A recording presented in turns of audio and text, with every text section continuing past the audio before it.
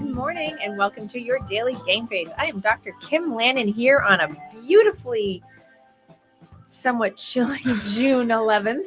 It's unbelievable. Is it 11th? Is today the 11th? Yep. Okay. No. Wait. Yes. Yeah. Yes. Okay. Well, it's it's another. We are going into our 14th weekend of rain, and we have had one 90-degree day, and many 40 and 50-degree days, and here we are with. Oh, it's supposed to hit 80 today. That's not exaggeration. It's been I 13 am- straight Saturdays of right. rain. This is Yeah. and it's coming into the 14th. Yep. And that's why I said it, because I'm not exaggerating and I don't lie.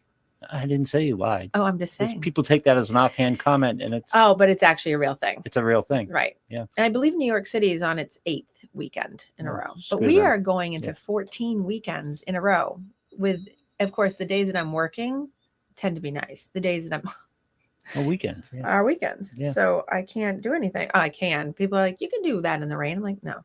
I don't hike in the rain because it's dangerous. Because all the mountains around here Yeah. are actually real mountains with, you can die on them. And, Mount Washington is the most dangerous mountain in the country. Yeah. And I love doing Mount Washington. And people are always like, let's go do it. No, it's raining. And if it's raining on the bottom, it's snowing on the top. Yeah. And people forget that. And I don't do that in the rain. Nope. So, and I don't golf in the rain. I don't really like running in the rain. Yeah. So rain is a rough thing. Gives you a good thing to clean out your house and do minimalistic things and do it. No, watch a damn movie. Sit with your cats and watch your damn movie. Exactly. Yeah. The damn movie, not just a movie, but a damn movie. Yeah. Exactly. Take it. That's self-care. It is. It Yeah. is. Well, I also take opportunity when it's raining is to do the Swedish death clean in the house.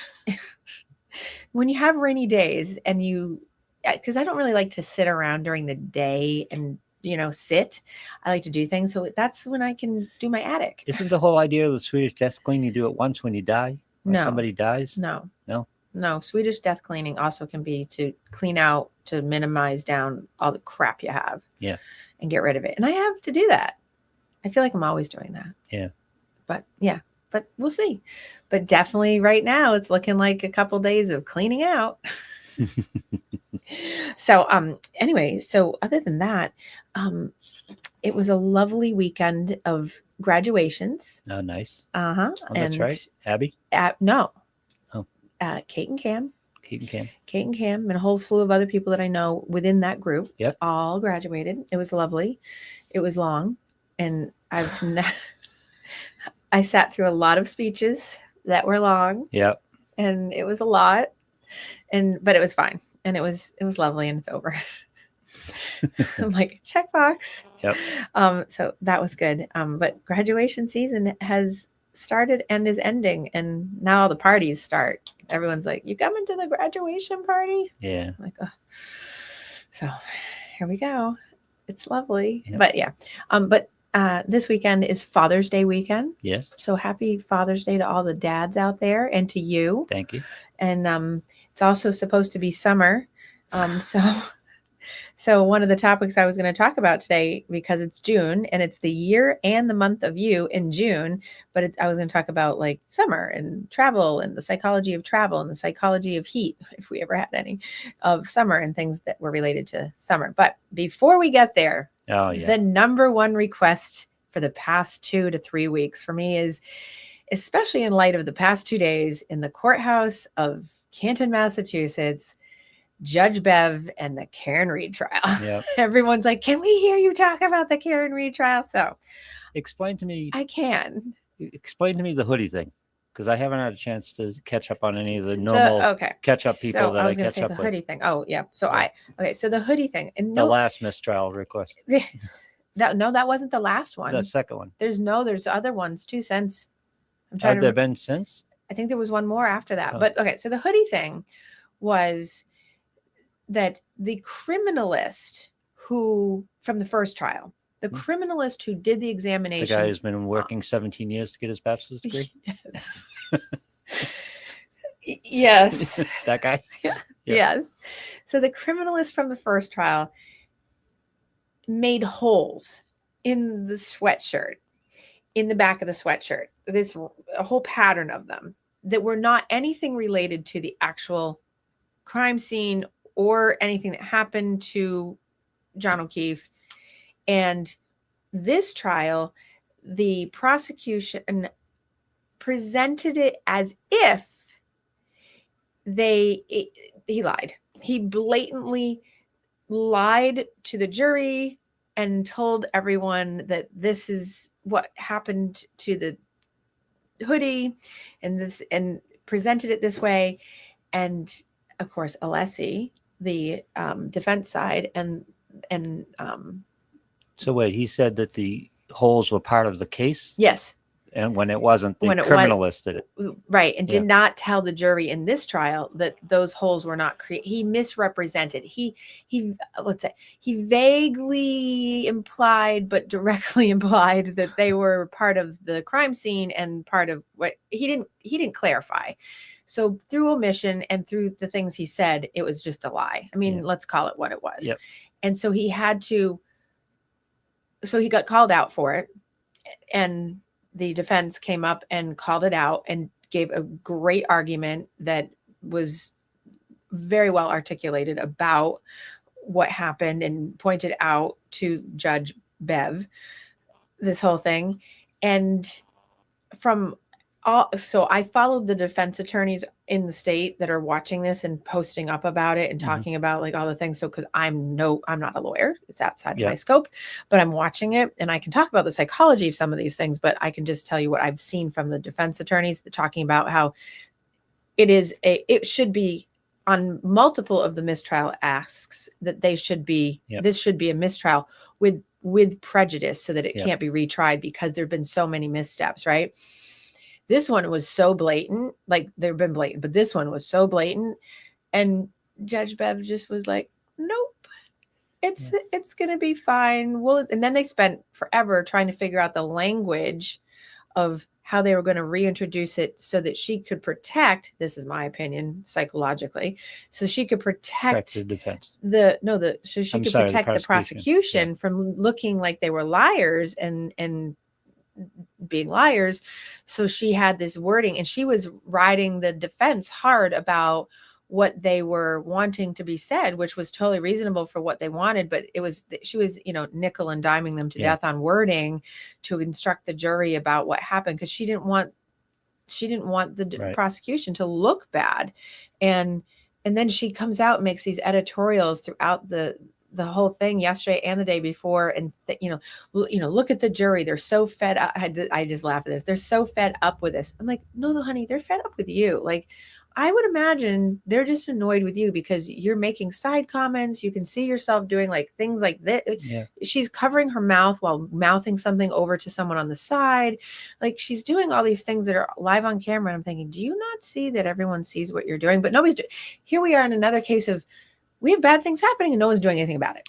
So no one's holding her accountable, and she just keeps getting away. We're wasting our time at this point. Then. We're wasting our time because it's going to be a mistrial. It's going to be a mistrial. Well, it could be a hung jury on a mistrial, and it could be on appeal. But it's okay. So it's definitely going to go to appeal if it doesn't go to mistrial. It's going to go to appeal if it goes to her being guilty. Right. It should wrap up here in the next day or two. I would imagine it's going to go to the jury. At this point, if that jury has to be blind and deaf if they don't acquit her. Yeah. There's just no way. And then, so then this was a big one too. This is another thing where I'm not sure if it was called for a mistrial, but it was something else. But Dr. Laposada. Yeah. Dr. Laposada is a dog bite expert that has been appointed to federal cases by the federal judge system. I don't know which one. That's what I'm saying generally. Yep. But she's been identified as that. So she's up on the stand. So court appointed. And court appointed. She's one of the best, apparently one of the best dog experts in the world. I did look her up. She does have all the creds. She's like full on.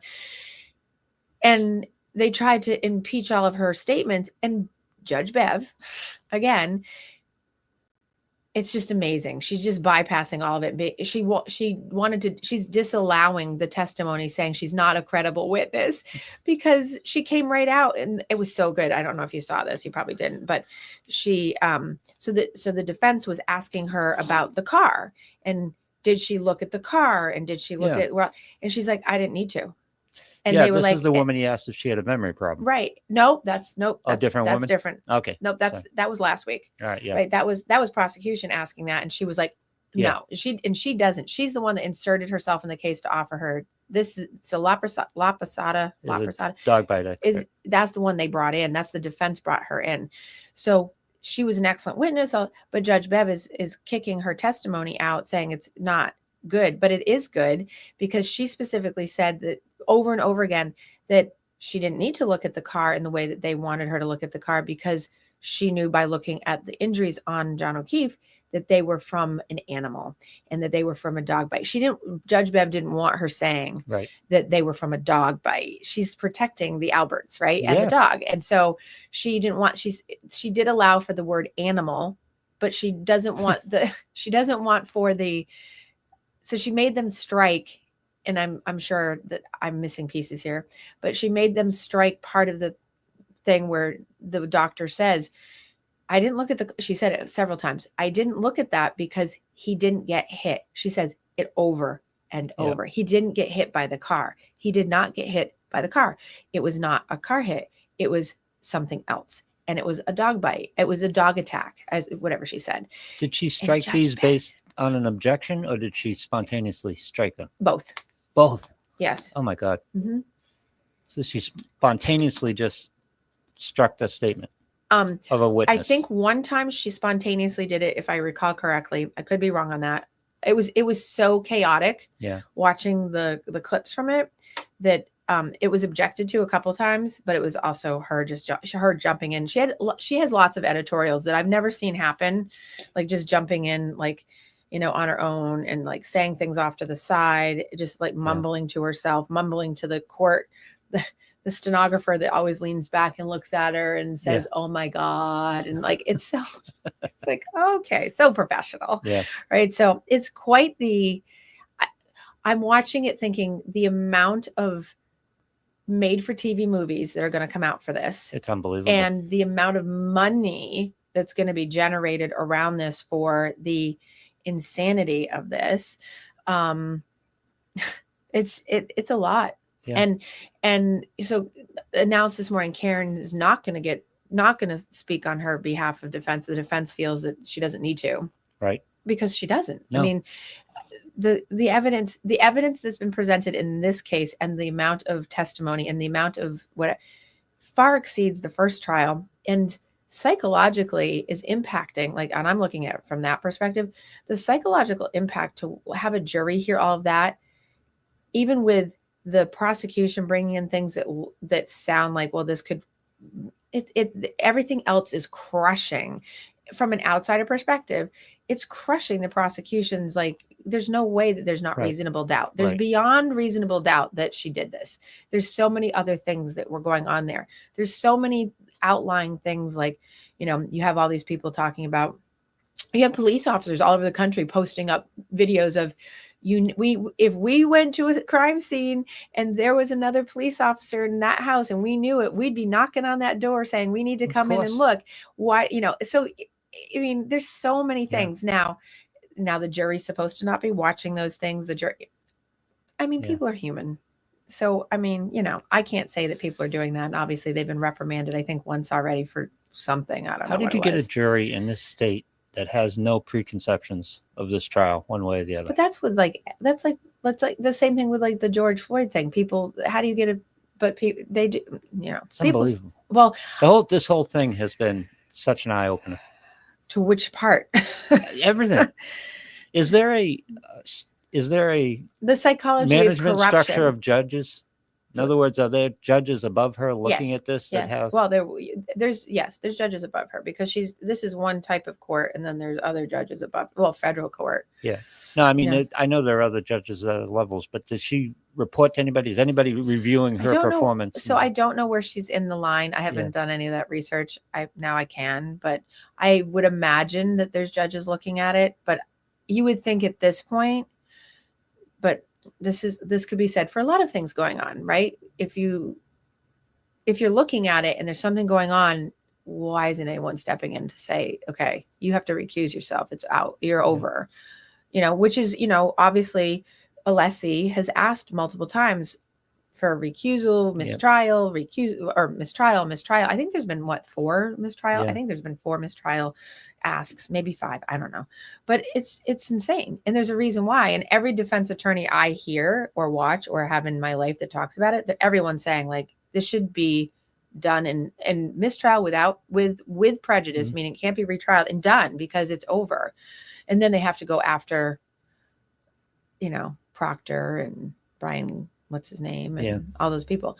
But it's like she, is she, they were talking this morning about the fact that she got in the car and she put her beer in the apparently she put her beer open inside the cup holder and like, she was drunk. Well, so she's a townie. Right. Well, so that doesn't make her a killer. That doesn't make her a murderer just because she left, 35 messages angry at him. See, psychologically for me, someone leaving messages like, hey, asshat, you didn't come out of the house. I'm waiting for you. What the hell? Like over and over again, consistently is not a person who's trying to cover their tracks. That's 1 or 2 calls like, hey, what happened? It was too consistent of even in her state of being that she was mad because she was waiting. And so she let and the plow, that was the other thing. The plow driver over and over again testifies that he drove by 3 or 4 passes over several hours and there was no body next to that. And they tried to connect him to Turtle Boy. Right. And you were doing it for accolades and being right. And he was like, no. And there was no, and he's been consistent all the way across. And they were like, no, there was nothing there. He wasn't there. It's just, it's no sad. bruises, no hypothermia. I mean, no hypothermia, no bruises. Get hit by a car at 24 miles an hour, supposedly. Yes. And if the woman, one of those doctors was saying that, and when they did a reconstruction, that his arm at that, like if he had been hit where they say his arm would have been like ripped off and torn off, like at least still on him, but torn back. Yeah. Yeah. I mean, I'm not in there. I don't see, but I'm watching all they were asking all of it. And it's like, this is insane. They're asking the car data people why there was no sign of an impact. He says it's a 3,000-pound car hitting a 216-pound man. Well, all I did was Google the force on that. Mm-hmm. It's 14,000 pounds of force. Mm-hmm. It's going to register it. Well, and that was to the point of the doctor this week that was doing the dog bite. She's saying she didn't have to look at the car because looking at the body, she said that there was no reason because she kept saying he didn't get hit. Plus it's not her area of expertise. Right. It's not a job. Right. But her whole point was because she was talking about how, she'd been at other, whatever. I think she said, and I'm paraphrasing, essentially like, if I thought it was a hit, I would have gone to the car to look. Yeah. But it wasn't. And she kept saying very emphatically, he didn't get hit by any car, but that kills the whole prosecution. Yeah. So Bev kept chopping it. And the prosecution kept looking at her being like, I don't follow the trial on a minute by minute basis. I'm not watching it live. Right. I'm not either. I've got several sources. I work all day. I've got several social media sources that I like that they tend to summarize at the end of the day. Right. And I think they're pretty good. But the comments are unbelievable because as much as you and I look at it and go, how can any reasonable person think at this point there's no reasonable doubt? But there isn't on some people. I mean, the psychology of the comments, the psychology of the people watching the same thing we're watching is stunning at times. Well, and that's the thing is the psychology of that. And you could put it into like 500 other things that are going on in this country in the same way. The perception of people when they're bought into something is like, oh my gosh. But when you see it with your own eyes, this is the thing. It's like when I always tell people, when you see it with your own eyes, not hear it from that like if you're watching the trial, you watch a clip, as long as it's not AI, which you should be able to tell the difference between AI, right? Because a lot of people who are in the camp of like, she's guilty, like they'll say things like it's AI generated. That didn't happen. It's like, yeah, it did, but people put it because they want to believe what they want to believe. And that's the problem is if you buy into something without generating a critical thought process of triangulate your information, look at where it's coming from, make sure you're checking the facts, make sure you're not, but people don't do that. They want to believe what they want to believe. They have a staunch, rigid thing, and then they go for it. And that's just a psychology of human beings. But those two qualities are so omnipresent in society right now. The preferred conclusion. Right. Everyone has their preferred conclusion, Right. and their their desire to be right, not right. Right. Right. Right. Right. Yeah. Correct. They want to be right, not correct. Right. Right. So Here we go with the right. Yes. yeah, but Confirmed. this is so prevalent in our society today. The whole preferred conclusion thing is everything that's wrong with us right now. We have a preferred conclusion, and we confirmation bias, and we seek sources that will support what we think. And again, we'd rather be right than right. Confirmed. Yeah. I don't want to say the other two words No, I know. right, because it's a vicious cycle. But Yeah. yeah. And so when it comes But to, it's so on display here, and it's kind of it's such innocuous compared to other places, but this is such a highlighted, yeah. And so now it's so national now in terms of the news that everyone's really talking about it, because it's covered now every morning. I see it every morning on national news. Really? And it's Yeah. like, I watch the Today Show a lot in the morning when I'm getting ready, and God for bless that, you. hey, well, I like it. Yeah. And it also keeps me on my timing for the morning to make Yeah. sure I'm on time for things, because I've done it for years. Yeah. But they cover it every on the half an hour. It's like, and today in the Karen Reed, I'm like, oh my God, because it's hitting national news, and it's on ABC. It's on the ABC, whatever they, the Good Morning America. It's on all the morning shows, and it's being Did talked you watch about. Game of Thrones? I did. King Jeffrey? Oh, we talked about this. Yeah. Yeah. I got to the point, and it happens to me in most series, where I can't wait till that guy dies. I can't wait. So and I cannot wait till this comes unraveled. Oh, I was like, who cannot are we wait. waiting to die? This is the fun part of it right now. It's just like, I can't wait to see it come unraveled. I mean, I hope it does. Well, that's the thing. I don't is, have 100% faith it's going to. So that's the thing, is because people come in and talk about it, and they're like, because people are fascinated and they want to talk about the psychology and what do I think and all these things. That's why people were asking me to talk about it. I'm like, I don't know if it's going to come unraveled. Sometimes these things don't come unraveled, or at least they don't in front of us, Right. But there are definitely certain ways to certainly speculate where it should come unraveled.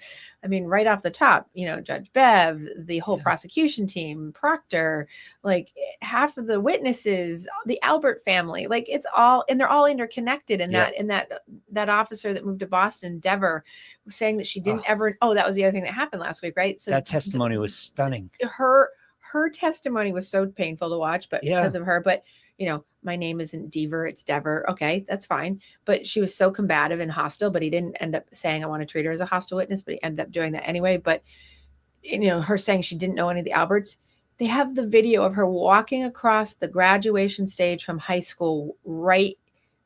She's Dever, and one of the Alberts, I can't remember which one, is right in front of her in the B's. Mm-hmm. I mean, in the A's, in the same high school, graduating together. They absolutely knew each other. And she said she never knew them. Yep. Like, doesn't anybody want to do anything about that? Nope. She works in the carport. Right. And she doesn't know for certain if the cameras show the carport. Right. That she testified they did in the last trial. Right. And then the phone call that she had that they have recorded, she's in the $70,000 raise. Mm-hmm. Yeah. Mm-hmm. And you take that information on its side, but then you watch the testimony and you watch her trying to do her job. Well, quote, do the right thing. Do the right thing. Yeah. Yeah. Her long pauses before, it's just a yes or no. And she's like, she knows if she says yes, and what the answer is. And you just wait, just say yes, just say yes, just say yes. And she's like, I don't know what that means. Oh God. Are there cameras in the carport? I think so. I'm supposed so. I've seen the video. You work in the car. I know. It's so out there. Yeah. And then the guy that came, I think right after her, that was, when he testified, he was probably I think he's one of them. I can't remember his name. He's one of the most honest that I've seen. You can tell authenticity and genuineness when someone, Wolf, the accident construction the guy? one, the one that was Wolf, the one that was saying like, absolutely not. They asked him, was the taillight like this when you saw it at the crime scene? And he said it was intact. When it got to the Sally Port, he said absolutely not. They were not the same. Something had happened between. They were not the same. When he saw one at one spot, it had been modified by the time he saw it again. Yeah. But Bev is just like, nope. And she's like cringing, because it blows the whole case. All these people are just blowing it up. So does Karen Reed? So people always ask me, what do you think of Karen Reed? Karen Reed, I don't think she has her stuff. Yeah. Like anybody. She's Yeah. no, I don't think she's a murderer. She's a Ben Affleck character. Some Ben Affleck movie. She's a townie. She's right. She's the quintessential, like, if anyone's not from around here that listens, because there's a specific type of kind of Bostonian that's in the outskirts, and that town and that area is around the outskirts of Southie Boston, but a little further south. And she's that quintessential person. And she's rough. She's not pristine. Right. And she's smart. She's whatever, but she's who she is, and you take her or leave her. But do I think she's a murderer? Do I think she ran him over? Do I think she was angry at him and left him there and dragged him somewhere? No. I think he got beaten up in the basement of that house, and he got tortured, and got the dog, while he was the owner of the house, the dog was there, the dog protected, went after him, bit him to pieces. Then they tried to figure out what to do with him. And then sometime in the middle of the late morning, towards the time when they found him, they dumped him out in the snow. Yep. And that lovely Albert video, looked up online what time to whatever, to see how long it takes. Yep. In her drunken texting to her Google search, how long it takes. I know. And he wasn't even hypothermic. Yeah, he's supposedly out since 2:30 in the morning. Supposedly out in the snow. That would be the assumption based on her Google search. Well, that's the case the prosecution is trying to present. He was out on that lawn in the snowstorm since 2:30 in the morning. Right. But that's not what the evidence tells about the body, and that's not what the autopsy results have. Yeah. And yet, because it's Massachusetts, this state is so corrupt. I cannot say that. That's beyond my purview. Yeah. It's beyond my scope. I'll say it. Okay. That's beyond my scope. Exhibit A. It's the Karen Reed trial. I think that when it comes to a psychology of good and evil, right, and corruption and culting and all those things that kind of fall into that kind of stuff, everyone has the potential for good, and everybody has the potential for evil, and it's choices that people make. And I think when you get groupthink and you get like departments of, certainly this could be in any system, like any organization, it could, right? It just happens to be that it's coming out that this police department looks on surface and at depth like there's a big problem, and it's then running into the court systems. It's running into it's got a spider web out, and it's being exposed. And which would have been, I don't want to say fine, but it would have been understandable if it had just been the Canton Police Department, but it extended to the state police, and then it extended to the judicial system. Right, and that's you got a judge on this. Right, that shouldn't have been on the second case. She should not be on this case. In my professional opinion, from the psychology of the bias and the biases that clearly are present, right? If you just look at that, like a recusal, I have something in my eye. The recusal based on just the fact of talk about bias, right? Yeah. It's, she's not even being subdued about. No. She's being so blatant. So, I think she should be reprimanded for it, but whatever. I don't know anything about how that process works. So how do you think this is going to turn out? I'm really hopeful that they just deliberate and it doesn't take long, and then they acquit her and just say, let's move along. I hope there's not one holdout that's in there like the last time, being like, and it's almost inevitable, though, isn't it? Hung jury. No, I don't think so. Inevitable. Well, it seems again, reading comments, so just trying to get what's going on with people who are watching this trial. Okay, realistically, watching it from what I think is an actual rational base, which I believe I am, that it is what it is in terms of she's not guilty. Right. Now, given certainly reasonable doubt. Right. And that's all we need is reasonable doubt. I think it's there. I think it's 100% there, screaming. Yep. Screaming. And it wasn't just it from weeks ago. This isn't even just recent. It's right now. It's even more like obvious. But where it's inevitable to go in the other direction is the problem that it's that, oh God, there's people that might be in that jury pool that might be interconnected into some of this because it's likely, and therefore that's what would happen, because they are going to do their duty to maybe to Bev or to the Canton police, or, who knows? And people don't, when you get picked for a jury, you're not always Yep. honest, and Yeah. you're not out, because people want to be on the jury. People want to do whatever. So, inevitably, I think it should come out in Karen Read's favor, but there is that piece that's the corruption, like you just said, goes from, all the way up into the judicial system, but also could be right there in the jury panel. Yep. And Bev clearly isn't doing anything about that.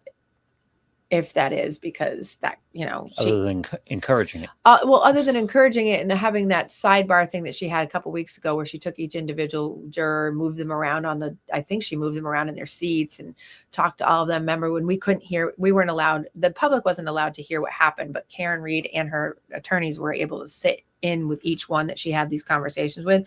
But it's not, I don't think it's ever been disclosed what that was about. I could be wrong. So anybody that was listening can certainly inform me. As again, like you just said, I don't watch it. I listen. I don't have time to watch it. I just catch up on it. So,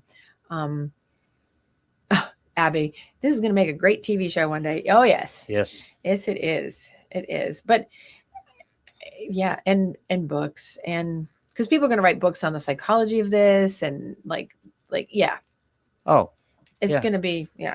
And that's why I can talk about it, because in terms of that way, because the psychology behind, like, people are talking online a lot, and I don't know if you see this, about the psychology of corruption, and like, how do people become corrupt, and how does it get embedded like that? And how is it that, people didn't realize that, these people all went to school together. They all know each other. They, Bev has rented out her place up north, her beach house, to two of the people that were investigating. Like, they all know each other. They all know each other. You have to live in this area and understand what it's like in a town like that. Right. Especially among a police force. Right. Exactly. Yeah. And not to say anything about other police forces, but there are police forces that get into, that have these problems. But and police forces and police force personnel are often intertwined in the community in a really intricate way. Right.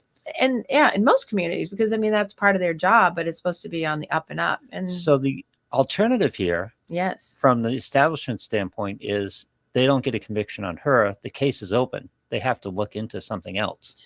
Right. Which is going to lead them to the prominent suspects, which is going to eventually lead into the corruption ties. Well, and you got to figure that, what's his name? Brian, whatever his name is, he's in rehab, or he's in the hospital because he, whatever. So he's not touchable right now because he's got a mental health issue. Well, I'm speculating that's what it is, because they keep saying rehab, or he's whatever. So, the one that they said that he wasn't there, then he was there, but then she said she took him home, but it was all over the place. And then Proctor, obviously he's been fired for, misconduct, and then all the people connected to it.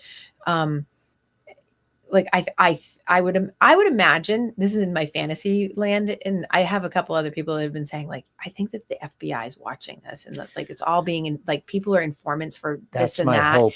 And that something's going on behind the scenes. Something's going on. I'm like, and I'd always try to stay with, like, okay, rational facts, and I'm thinking, well, rationally, yeah, that could happen, because obviously, that's how they do stings, and that's how they do raids, and that's how they figure out these things. But I'm like, wow, what a tangled web they weave. So I haven't even dug into the possibility. It's so much mental energy. I know. I haven't even dug into the possibility of what happened otherwise. I've just been focusing on the fact that she didn't back up 60 feet at 24 miles an hour. Oh, I have a whole theory in my head of what happened. Yeah, so this is what I'm interested in. So my theory is, so it's set up and purposeful, or happened spontaneously? Or? I think so. I'm going to go with the fact that it wasn't set up to kill him, or like it wasn't premeditated to kill him, but maybe, I don't know. My feeling currently, watching and listening, is that they got to the house. He'd never been there before. They all knew each other. Probably they were invited over, right? Because that's what they said. She said that. Yeah. But she didn't want to go in, so he was going to go in. The swingers theory. And he was going to, but she didn't want to go in. Yep. So he was going to go in and then come back out, but then he didn't come back out. Right. Why? Well, there's beef between a couple of them. There was something about her with another one of them, and dating, and all, like, there's all these things. So there's some interconnection there. There's a reason why she didn't want to go in. Right. Yep. And so she leaves because he doesn't come back out. And she's calling him like, where are you? What's going on? And, I think any given person would be like, what the hell? Now, I'm going to put a caveat in there. I would have gone to the door and been like, hello, right? Yeah. Good thing she didn't, Right. if we stay with the storyline, right? But she was probably ticked off and was like, forget it. I'm just going to leave him here because there's a bunch of police officers will take him home or whatever. Like, you know what I mean? It Yep. just, I'm out. So I think she leaves, and then they're in the basement, the finished basement that has just been refinished 3 Yep. months prior. Right. They're all down there. Maybe After the death. Well, I think that's where the death occurred. No, I know, but it was refinished after the death. Well, they had refinished it before the death 3 months prior. Yep. Then they ripped it all up after the death Mhm. and redid it again. Yep. Come on. Real. Yeah. And the dog disappears, and the Dog disappears. and the phone, and whatever. Yep. So I think that when he got into the house, an altercation occurred. They were all drinking drunk, and then they teamed up on him, or one of them did. And then because the dog was there, the dog attacked. It's a German Shepherd. Yep. The dog attacked like he would, Yep. and went right at him, and he probably hit his head and got beat. He didn't have any bruises on him anywhere else. Like, he doesn't have any, like, from what I gather from, like, being hit by a car. I've seen people hit by a car. I've been in car accidents. You don't come out of that with, like, no bruises. My friend, as a side bet, my friend Chris Karstanjan, God rest his soul, who died in the airplane into the towers of 9/11, the second plane, he had the worst luck in the world. When we were at UMass Amherst together, I'm laughing because it was kind of funny at the time. Everything bad that could happen always happened to him. So Yeah. the fact that he ended up in the plane, I was like, It's of course. poetic, I yeah. mean, Jesus. Yeah. But he got hit by an MBTA bus. Oh my God. When we were out at UMass. He got hit, but it wasn't like going fast. It was going, but it was going a good clip. And he came out off of that hit. Like, he didn't get, like, dragged or anything, but that was like a similar kind of, like, hit. He had a broken arm. He had a black eye. He had bruises all over him, like, from head to toe. Yep. John O'Keefe doesn't. Yep. And he was hit at 24 miles an hour from her backing into him. And he's only laying on the snowbank next to the mailbox. That's not where you land it going 24 miles an hour and getting your arm attacked by a dog. Like, what? So I think, to go with the rest of the story, I think that they killed him in the basement, and I don't think he was actually dead full on. I think that they stuck him out in the snow to see what would happen, to him. But I think he was still, they said he was still warm. At least one of the people testified that he wasn't, when they, whatever, at 6:00 in the morning, 6:30, whenever it was called. Right. So I think we don't know when he was put out. Right. Because it wasn't at 2:30. It was, well, according to the plow driver, he wasn't put out for, and according to lack of hypothermia. Right. No lack. And he was still, right. He had no coagulated, or he wasn't in rigor. He had no coagulated blood. He still had, like, warmth to his body. Like, that means he was in the house. So can't wait for that trial. Oh God. Well, we'll have to see, right? So I'm hoping. So that's what I think. That's what I think happened. I mean, I don't know all the details, but something happened. There was either jealousy or rage and drunkenness, and, like, it got out of control. And it was one of him against all of them. There was a beef probably between them. That's what I sort of gathered. Different police departments, because he wasn't a Canton police. He was Boston. Different territories. Whatever. Bad blood between them, obviously, and a couple of alpha dogs, like police are basically alpha dogs. So conflict could get physical. I keep telling people, and like, I'm painting with a broad brush. Add alcohol, and then add alcohol, and whatever else they were, right? Because it's not like that police only. It's not police, but people only do alcohol. Like, God knows what else. They could have been smoking weed. They could have been, like, doing pills. Who knows? Anything that made them aggressive and whatever. But I think they killed them. I don't care if you're drunk. It's the whole basic premise here. Try to back up your car at 24 miles an hour. Exactly. Well, no one has ever done it in their life, by the way. Drunk in a place you don't know, in the middle of a snowstorm. In a straight line. In a straight line. In a straight line. Yep. And if that were true, and if people haven't seen, like, if you actually go and you look, because I did, and I didn't go down there, but I looked at the videos of Right. the house. His body wouldn't be next to the post to the mailbox. It would be Yep. further down the road. It just skimmed him. He pirouetted. Yeah, he pirouetted, and yeah, and it doesn't even make sense where they say he pirouetted into. It would have been on the other Yeah. side. Yeah. Like, it doesn't make any sense. Nope. You know, and I think And yet that it's flying. That's the stunning part of all but this. that's why I'm saying, like, I think that hopefully anyone in their right mind in the jury that's heard everything this particular trial, there's no, even if you think that, well, maybe that happened, there's so much more evidence that says it's reasonable doubt is there. That's all I have to have is reasonable doubt that that happened. Yeah. In any part of it. Yeah. That's it. But I think Bev's going to instruct them with all kinds of crazy stuff. I do. I think she's going to be like, oh yeah, this and that. And she's going to go way over the top of these instructions, kind of like she did at the beginning of the trial. Yep. She started this time with this big, long soliloquy of this whole thing, which psychologically maneuvers the jury already. And I believe, because she's getting away with everything else, my guess is that same kind of like psychological warfare is going to come in again with her instructions to the jury. And that's why I don't believe you can get a unanimous verdict. I think we're going to right. another Well, that's- mistrial. oh, Round 3. please no. And well, hopefully then, if that's the case, I mean, I'm assuming that, you know, Brendan and Alessi and all those guys will know what to do. I know that they know what to do, but like that they'll try to fight that she's off the case. Yeah. Oh yeah. You know, I mean, that would be my thought, just knowing a little bit about. She's managed the case to 2 mistrials. So. Right. And she has, right. So who knows? I mean, maybe someone's looking at her, maybe someone's going to reprimand her. I don't know, but like, it's so egregious. The defense It's team so egregious. is awesome. The defense team is amazing. They're unbelievable. Alessi is, Yep. I mean, so articulate and so spot on and so methodical, and it's driving her crazy. Yep. Because he's so. And he's resistant to her. Right. Like he has to try to get to the point he's trying to get to. It takes him 5 times over objections, but he Right. works his way to it. Right. He doesn't get rattled. Written. He's smart as hell. No, it's great. Yeah. You know, it's like that nice even keel. Yeah. I love it. I know he's great, you know, but she's also very good at just saying, no. Objection overruled. Oh my God. Sustained. I'm not going to allow for mistrial. What? Yeah.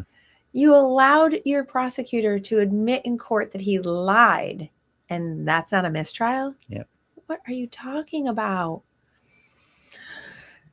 Oh, good Lord. Anyway, so, well, here we are at 10:36. I am going to be not on long today, so Yeah. I'm only going to be on for another few minutes. But what I will switch over to, because, you know, that would be important. So we're in summer. Can we move on from Karen Read, and then we'll go back to Karen Read love next to, week? Okay. I know you're like, but I want to talk about Karen Read.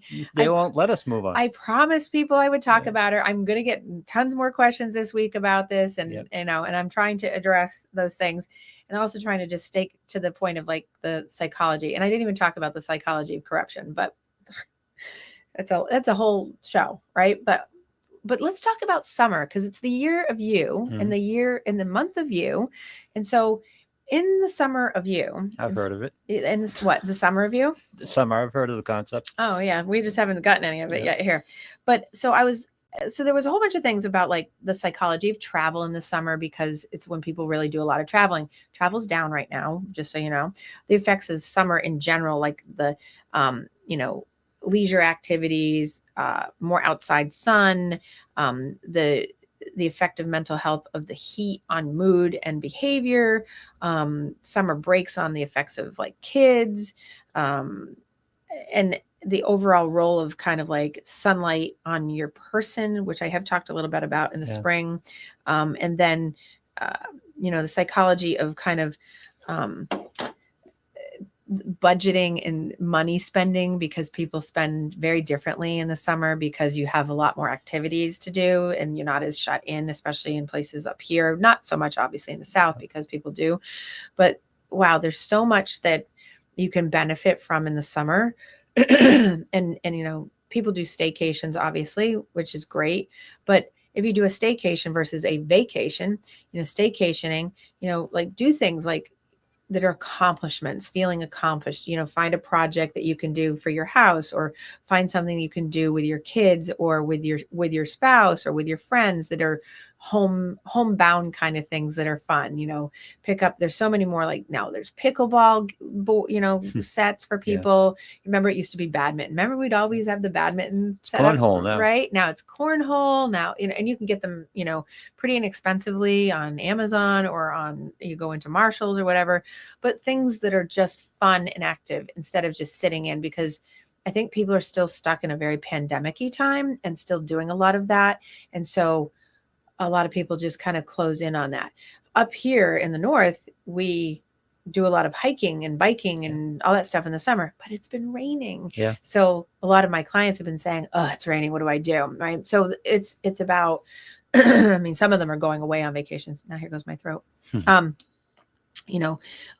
we don't have the sun and the effects of heat on us right now, but we did have that one day last week and everyone was complaining. I'm thinking, don't complain about the one day of 95 degrees when we're back to 50.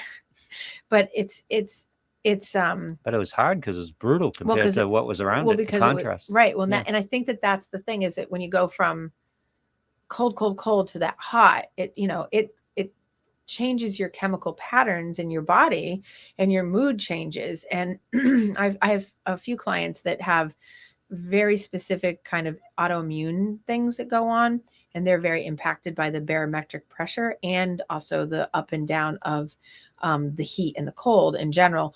Like when the big storm came in last weekend and we had that, that rev up with all those thunderstorms and everything, I had people who had like their aura headaches get worse. When they don't have the sunlight, they get really more achy in their bodies. They don't get out as much. They're more shut in. So I try to encourage people to use their indoors for exercise, try to not sit, like you said, sit and watch a movie. Yeah. But don't sit all day and watch a movie. Because I know I had 2 clients that sat and did like a 7-hour binge on something and then didn't feel good. Right. Because they sat for 7 hours and ate crap and then got up and then were like, oh my God, this is terrible. Right. They watched the Karen Reed trial for 7 hours. I don't think so. Not those particular ones, but so the benefits of summer are incredibly important to your mental health if we have summer. So if you're in a place where it's warm and all those things, or if you travel to a place where it's warm, all those things are going to stimulate a lot of your good dopamine, your pleasure center in your head. It's going to stimulate your serotonin, your mood regulator. It's going to give your GABA, your anxiety regulator, like some balance. The more vitamin D you get, the more your body's going to produce like healthy chemicals, endorphins, oxytocin, all the things that make you happy or happier. So it's the benefit. But you have to be able to get out there and do that. And so if you don't have sun around you and you have the rain like we have, being able to do things that are accomplishing, that you haven't gotten to do, like get those things done so that when you have sun and you have that opportunity, you can get out there and do that. And you don't feel the guilt of like, oh, I didn't do that thing at home and all those things. Because important. But I think that because my time is limited and I have to actually jump because I have to be on a call later, I'm going to come back to talking about like the summer and making it like how you make the best of the summer months for you, because they're so short. Even when you're not living in this part of the world, they're still short, but we have it very short here because it's only really June, July, August. And then by September 1st, we're like right back into the pattern we're in right now. And unfortunately, I haven't even worn shorts yet. I shouldn't say. I wore shorts one time for like a hot second and then right back into that one hot day we got. And that was it. I was like, forget it. I'm going back into everything. And I've been wearing sweatshirts. Yeah. It's freezing. Last night it was freezing. No, I'm doing the same thing. And I'm usually like run hot. No, it's not. No, it's cold. So as long as, unless we have a trial verdict from Karen Reed next week, we'll be going on to summer to talk about like the summer of you and how to make the best of it with some good ideas and tips and things to eat and things to do for exercise and places to travel and the effects of all those things.